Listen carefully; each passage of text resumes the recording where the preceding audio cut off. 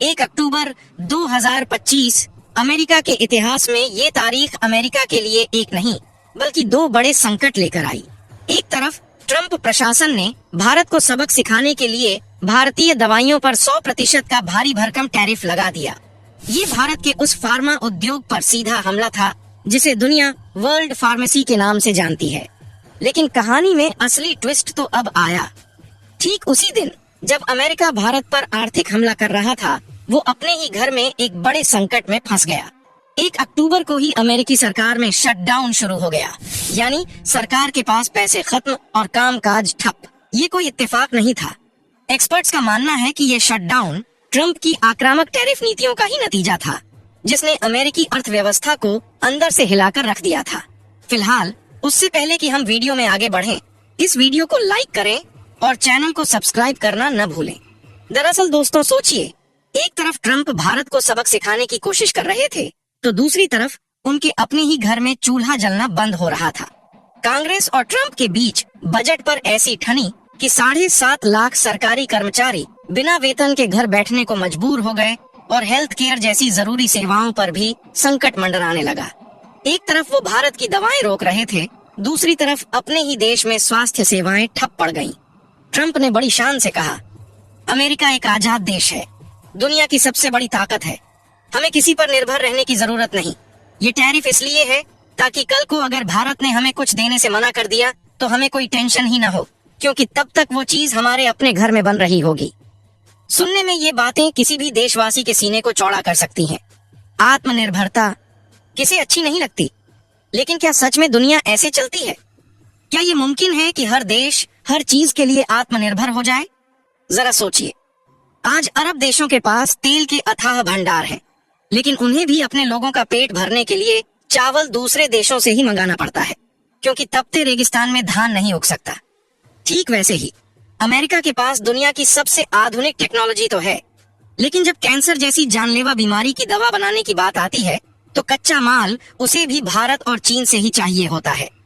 आंकड़े गवाह हैं कि अमेरिका अपनी 90% जेनरिक दवाइयां भारत और चीन से ही खरीदता है, लेकिन ट्रंप का कहना है कि वो अब दवाई भी अमेरिका में ही उगाएंगे, और उनका यही दावा, यही दोगलापन आज खुद अमेरिकी लोगों की जान पर बनाया है, क्योंकि अब भारत ने अपनी दवाइयों का जहाज अमेरिका की बजाय अफ्रीका और यूरोप की ओर मोड़ दिया है। जी हाँ, ट्रंप ने 1 अक्टूबर से भारतीय दवाइयों पर 100% का टैरिफ ठोक दिया, ताकि भारत की फार्मा कंपनियों को घुटनों पर लाया जा सके। घाटा तो होगा, लेकिन शायद कुछ ही देर के लिए, क्योंकि भारत ने शतरंज की बिसात पर अपना घोड़ा आगे बढ़ा दिया है। अमेरिका शायद ये भूल गया था कि भारत सिर्फ उसे ही दवाइयां नहीं बेचता, हम दुनिया के 200 से भी ज्यादा देशों को जीवन देने वाली दवाएं भेजते हैं। आंकड़े देखिए, 2024 में हमने अमेरिका को $3.6 बिलियन की दवाएं बेची, जो 2025 के पहले 6 महीनों में ही बढ़कर $3.7 बिलियन हो गई थी। ये दिखाता है कि अमेरिका हम पर कितना निर्भर है।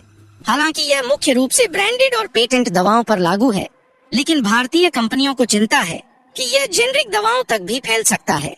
और भारत का ये दांव तब और मजबूत हो गया जब भारत और यूरोपीय संघ के बीच EFTA समझौता भी लागू हो गया। जैसे ही भारत से सप्लाई कम होगी, अमेरिकी अस्पतालों में दवाइयों की किल्लत मचेगी, मरीजों के इलाज में दिक्कतें आएंगी, और ट्रंप जो अमेरिका में दवाइयां बनाने का सपना देख रहे हैं, वो बनाएंगे कैसे? उसके लिए कच्चा माल कहाँ से लाएंगे? अगर कच्चा माल ही नहीं होगा तो क्या ट्रंप अपनी नॉनवेज गायों के गोबर से दवाइयां बनाएंगे? और मान लीजिए कि उनके पास कच्चा माल है भी, तो क्या वो रातों रात दवा बना लेंगे? एक नई दवा को बनाने में सालों की रिसर्च लगती है, अनगिनत टेस्ट होते हैं, और वर्ल्ड हेल्थ ऑर्गेनाइजेशन WHO से सर्टिफिकेट लेना पड़ता है। इस पूरे काम में 5 से 15 साल तक लग सकते हैं। यहाँ तक कि ट्रंप के अपने सलाहकार स्टीफन मूर उन्हें चेतावनी दे रहे हैं कि खुद को बेहतर दिखाने के चक्कर में ट्रंप अमेरिकियों का ही नुकसान कर रहे हैं। स्टीफन मूर ने कहा कि टैरिफ्स पर फोकस गलत है। एक तरफ अमेरिका में शटडाउन की नौबत आ गई है, और दूसरी तरफ ये टैरिफ का खेल। आखिर ट्रंप भारत से और कितना बैर लेंगे, जबकि जेब खुद अमेरिका की डीली हो रही है? इस अमेरिकी धोखे का जवाब देने के लिए भारत के फार्मा उद्योग फार्मेक्सिल ने एक मास्टर प्लान बनाया। रणनीति साफ थी, अमेरिका पर निर्भरता खत्म करो। पहला कदम, अमेरिका को छोड़ो, अफ्रीका, लैटिन अमेरिका और दक्षिण पूर्व एशिया के नए बाजारों पर कब्जा करो। दूसरा और सबसे बड़ा दांव चीन, जो हमें दवा बनाने का कच्चा माल देता है, अब हम उसी को तैयार दवाइयां बेचकर व्यापार का घाटा कम करेंगे। तीसरा कदम, रूस, नीदरलैंड और ब्राजील जैसे बड़े देशों में अपना दबदबा बढ़ाओ। वक्त का खेल देखिए, ये कहानी है एक ऐसे धोखे की जिसने दुनिया के व्यापार में भूचाल ला दिया। आपको याद होगा साल 2020, जब कोरोना महामारी से पूरी दुनिया कांप रही थी और अमेरिका के तत्कालीन राष्ट्रपति ट्रंप ने भारत से मदद की गुहार लगाई थी। उन्होंने भारत से जीवन बचाने वाली हाइड्रोक्सीक्लोरोक्विन दवा मांगी थी। यहाँ तक कि धमकी भी दे डाली थी कि अगर भारत ने मदद नहीं की तो वो इसका बदला लेंगे। ये तो सिर्फ शुरुआत थी। ट्रंप ने अगस्त में ही धमकी दी थी कि ये टैरिफ धीरे धीरे 250% तक भी जा सकता है। अमेरिका का इरादा साफ था, भारत के दवा उद्योग की कमर तोड़ दो।